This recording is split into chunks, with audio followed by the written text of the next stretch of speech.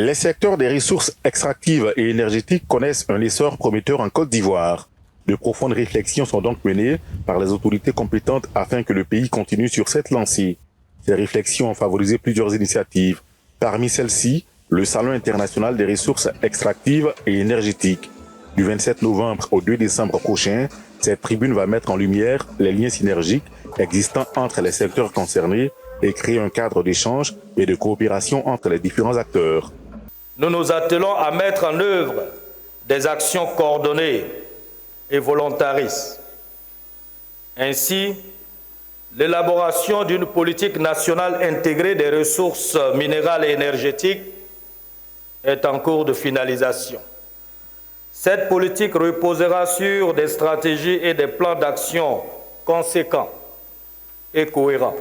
Développement des industries extractives et énergétiques. Quelle politique et stratégie? Tel est le thème de la première édition du SILEX qui va proposer plusieurs panels et conférences à des milliers de participants.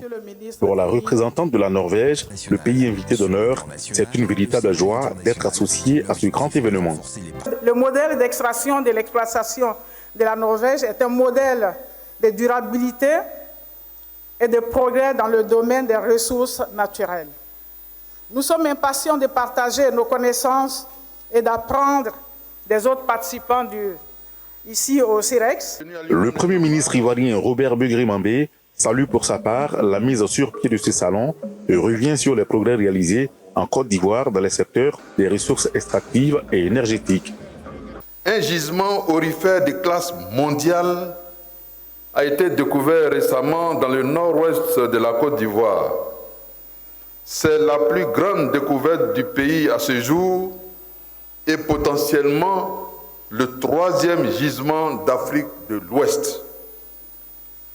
Dans le domaine des hydrocarbures, la mise en production du gisement Baleine depuis le 27 août 2023 augure de perspectives prometteuses pour notre pays. Les initiateurs souhaitent faire de ce salon un rendez-vous incontournable. C'est pourquoi des démarches ont été entreprises afin de bénéficier de l'appui de l'UEMOA ainsi que de la CEDEAO.